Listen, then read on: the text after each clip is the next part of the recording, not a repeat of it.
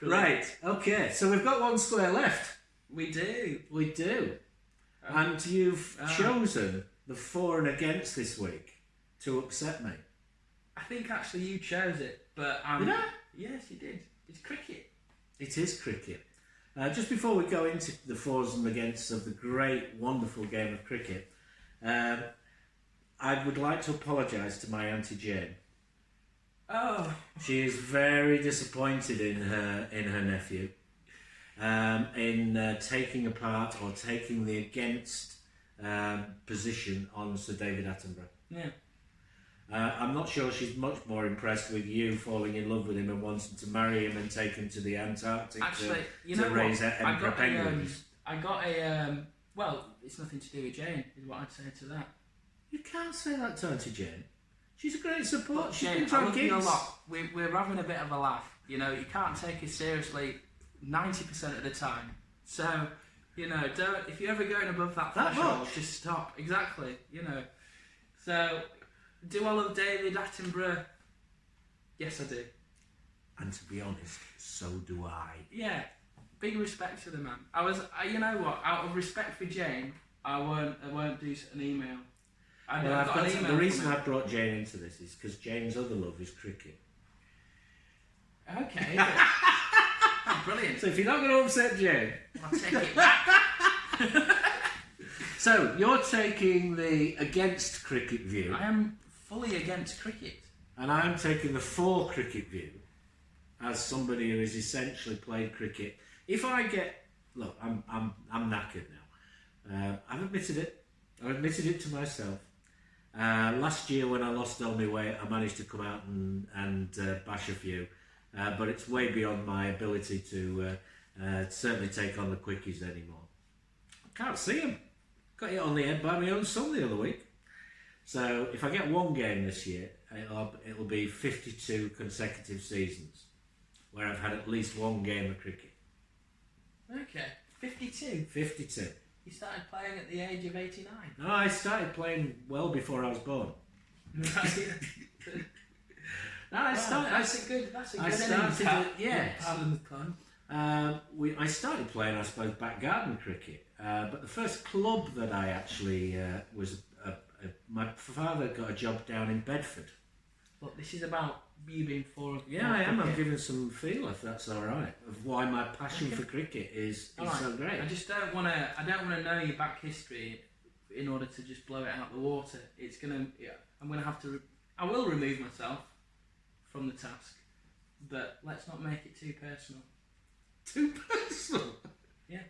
We'll make it personal. In fact, I'll tell you what. It will stand 20. Each cricket pitch is 22 yards. Right. And from where the bowler lets the ball go to where it basically becomes in your arc of hit or hits you, it's there in it's 20 yards, 60 feet. Right. And if you've got somebody who's 6'8" or 6'9", or even I think Joel Garner was a famous West Indian bowler, was 6'10". Jesus. Hurling a ball down at you at 90 miles an hour. Yeah. You've got substantially less than half a second to react. Yes. And that is a massive challenge, especially when the thing that they are hurling at you is a very hard ball. It's cork covered in leather with a seam on it that can cut. Not a lot of people class this as just pure stupidity. No, challenge. That's what it's about. It's war without bombs. Okay. Or war without bullets. It's war with balls. Yeah. I mean, we've got a lad who's going to play for Thackley on Saturday, Henry Edwards. And Henry's normal bowling is very, very disciplined until somebody hits him. So if a batsman actually gets hold of him and hits him, he then tries to knock their heads off. And often succeeds. And it's an enormous battle of character. If somebody is, but it's got nuance, it's got spinners, it's got seamers, it's got all sorts of different bowlers that can challenge you and challenge your reactions and challenge your ability to get a ball onto the centre of the bat, get it away, run backwards and forwards and score runs for your team. And it's very, very, very much a team sport. It just sounds ridiculous, doesn't it? I mean, what were your first sort of... I mean, when you first came to cricket, what did you come to? Why didn't you like it? It's because you weren't very good at it. Bit of a scaredy pants. Well, no, I think of cricketers as the scaredy pants, if we're going to call them such things, themselves. I mean, if you're gonna do all this challenge, how about challenge your skin and body to deal with the blows? Why are you wearing pants and a helmet? I think you're... That is a fair argument on the grounds that I've never worn a helmet. There we go. But then again, my Uncle Duncan fell down a tin mine, a 30 foot onto his head, and the Sarah skull is apparently very thick, which says a lot. Alright, to be honest, there are 1,000,001 things that you could do that are more worthwhile than cricket. I'm sure there are. Setting yourself on fire, that's one of them at least. Bulldozing your own house down, that's way up there. Right. It's a bit of cricket. And working at McDonald's as well, I think, that's also a better time spent. I mean, it takes days to play. That's one of the big arguments against it. Yes.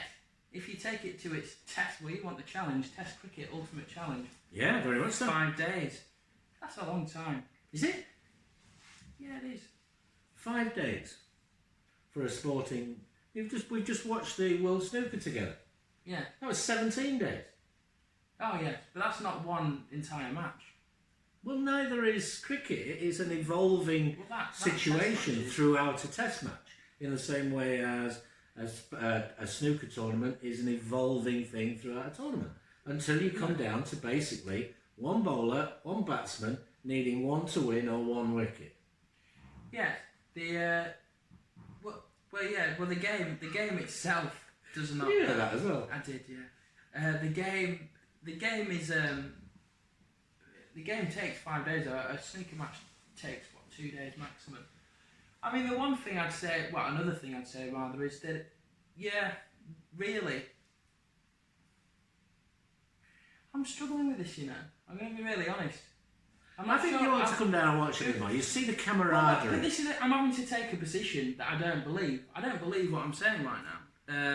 We're doing it for and against. I enjoy cricket. I should have done the against, shouldn't I? Well, I'm not sure. Do you want to take the for now? No. You sure?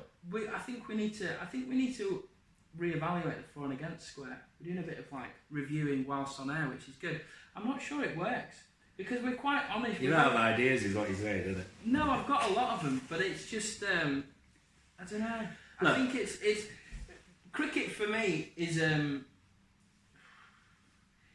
the grand scheme of things, it is probably a bit of a waste of time. It is because you're essentially overpaying people and glorifying them for hitting a ball or not hitting a ball or throwing a ball. And in terms of the priorities in the world, I don't think cricket's very high up there at this moment in time. Yes, it gives people hope, but this is a general sports thing, and then it's the give people hope. That's an interesting one, isn't it? England are currently today. It's currently the third test of 3. The second test was almost a washout last week with all the bad light and storms and so on. And we're in the first day of the final test. England are winning 1-0 in the series, and if they win this, they'll go on to score more points in the World Test Championship, and hopefully they'll be crowned ultimately the Test champions of the world. England-Pakistan, however, is far more important than that. Our relations with Pakistan have been difficult ever since, time immemorial, it feels like, certainly before 1948 when partition and so on. And there is a lot of animosity, a lot of difficulties, a lot of cultural and ethnic differences. And bringing people together to play something that, might be a very challenging and combative sport, but is also has a set of not rules, but there is a decorum about cricket. You respect your opponents. And if you don't respect your opponents, you're very quickly chastised for it.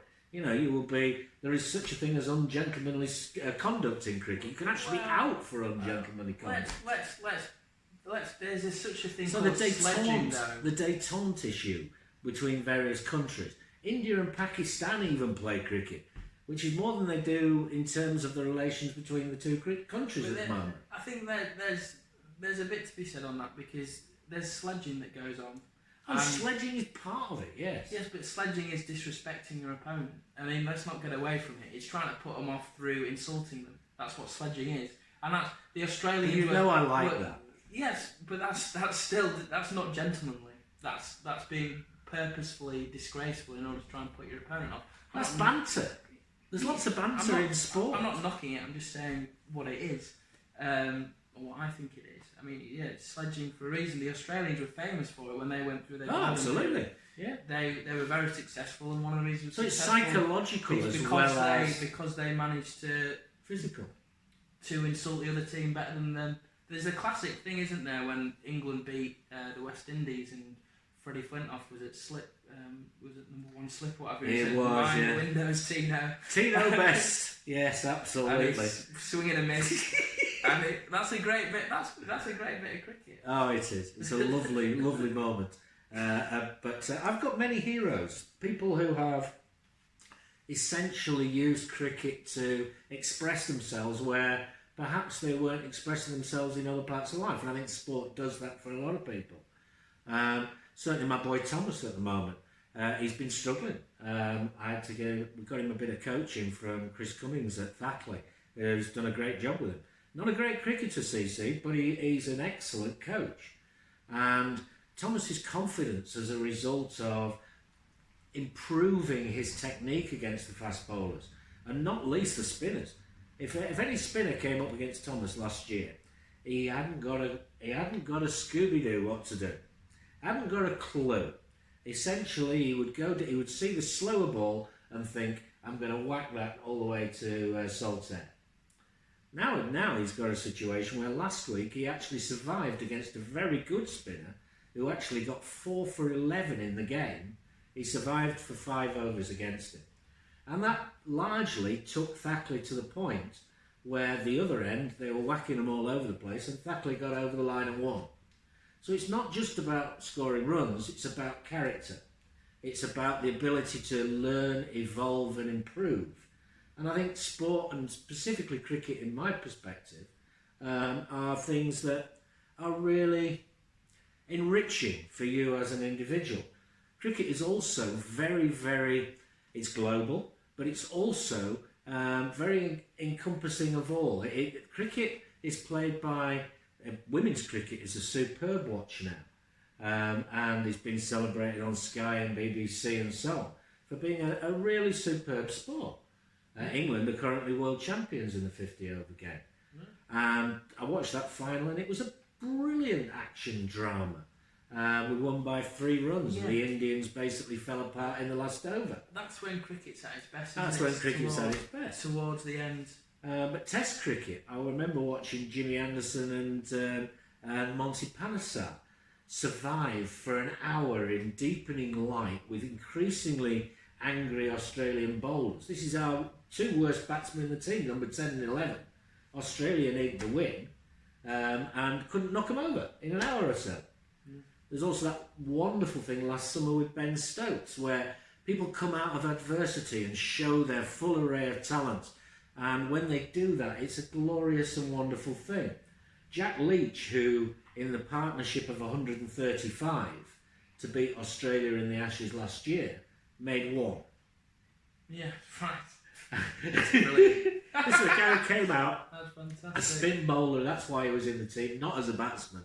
And he survived for about an hour and a half while Ben Stokes got 135 not out. That's brilliant. And it was teamwork. Just teamwork. And it was a team thing. It wasn't just about Ben Stokes. Yeah, I think that's one of the good things about cricket, the teamwork, and sport in general, it's apolitical, isn't it? So you are switching off from the world, which is probably more important than ever these days.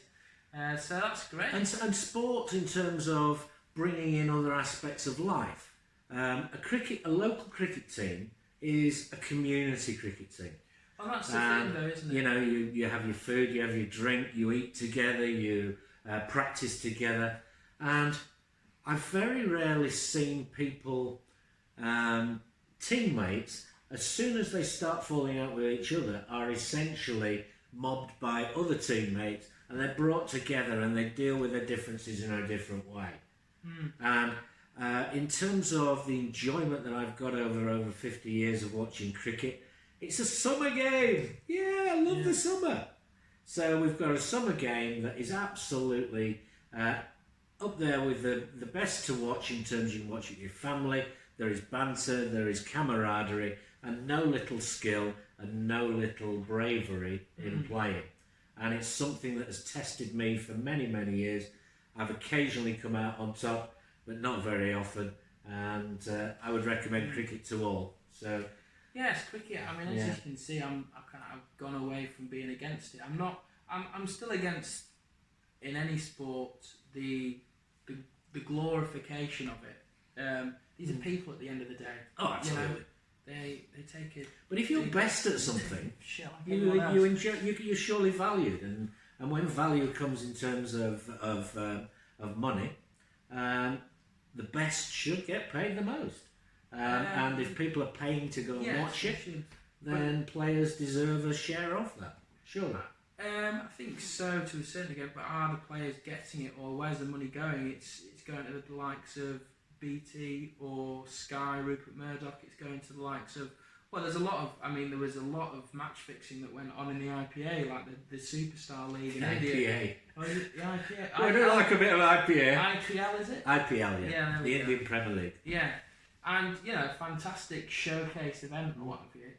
But a good example of how important cricket is to the world is that cricketing, sporting television figures are actually higher than every other sport other than football. The World Cup final in football basically has held the records. But the final of the IPL, for example, 1 billion people watched it.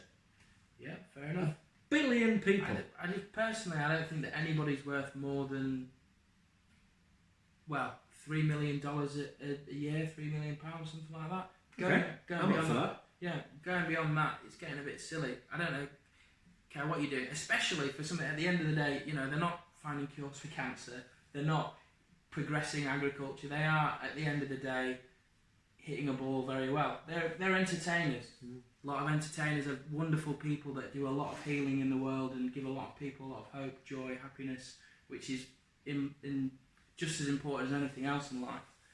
But it's still, I don't know, some of it's about valuing all aspects of character.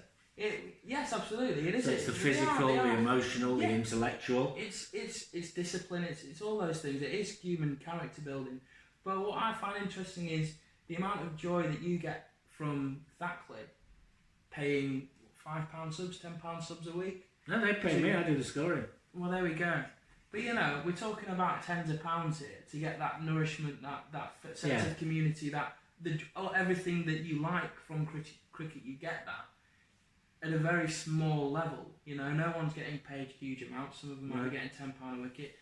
Is it really the amount of joy that we're getting at the highest end worth 1 million times more than that, or thousands of times more than that? I'd argue probably not. Yes. No, I'd agree with you. It is out of. You look at cricketers in the IPL. In the IPL, they actually have an auction, but those auctions are based on what that player can bring to your. So Ben Stokes holds the record for the highest. I think he still does. The highest ever paid for a player for 6 weeks' work in the IPL. Really? And they're about £2 million. Wow. A bit short, but it wasn't far off. Now, Ben Stokes, in terms of the club that he joined, I've got a feeling it was the Kolkata Knight Riders, but I'm not sure about that. Bob will tell me. Basically, their television revenue went up through the roof because Ben Stokes was coming to play for them. Their stadiums were full every week, and just the sheer buzz of the place was increased by having somebody like Ben Stokes there. He didn't do that well in his first season. He's done pretty well over there, but not to the point where he's been the highest performer. But his just sheer personality and the way in which he gives everything to a cricket match, it has a worth. Absolutely. And why not pay the best cricketer in the world a salary that's commensurate with other sports. For example, cricket is badly paid compared to football. It's badly paid in terms of golf, tennis. Let's not go there, because all that things is just massively out of kilter as well. You could say. I think they probably are. And they're based on revenues, aren't they? Yeah, absolutely. I think, you know, if someone's worth what they're worth, then fair enough, I suppose. But do we want to live in a world where you've got all these incredibly rich people with huge sums of money, and then you've got, if everyone was doing all right, then it'd be like, no harm done, you know, fair enough, crack on and make as much money as you like. But since there is deprivation in the world, and there are people that will never see, you know, a few thousand quid in 6 weeks, let alone 2 million. I mean, the contrast in India is very, very stark in that situation. No doubt about it. But you can also, you know, the slums, you know, I'm sure a lot of those, they love cricket over there. They're absolutely obsessed with it in India, and it, in a dire situation, does that, you know, it's that Oscar Wilde phrase, isn't it? You know, lying in the gutter but staring at the stars. And if a star like Ben Stokes is giving people hope and sort of an escape out of that situation for a little bit, maybe he's worth 2 million quid every 6 weeks. Who knows? I'm going 360 here, you know, happening every 2 minutes. Bit like I should have done with David Attenborough last week. See, changing his opinion, changing and learning as we go. So thank you for that. Cricket, Saturday, tomorrow. Thackley seconds at St Chad's at Bromfield, and Thackley first at the home of cricket, Thackley Cricket Club, from about 1 o'clock. Get yourself down. Everything will be socially distanced. Everything will be safe. The club have done an amazing job in terms of the flow of the bar and so on and so forth. And have yourself an afternoon where there is an ebb and flow. There is banter, there are nuances. You can sit in the sun with a magazine whilst it's all going on around you, or you can really get into what's happening and what people are trying to do. And it's worth a visit, worth a watch, and isn't just this generalised, boring 5 days you can have a draw. Well, some of the greatest draws have been really quite impressive to watch. So imagine that's me as a cricket fan. Yeah, English summer. Good way to spend it. Right, so Pie the Poetry Guy. There we have it. Four squares make a slice. Synchronising. Nice one. Nice one. Bobby Locksound Special 2.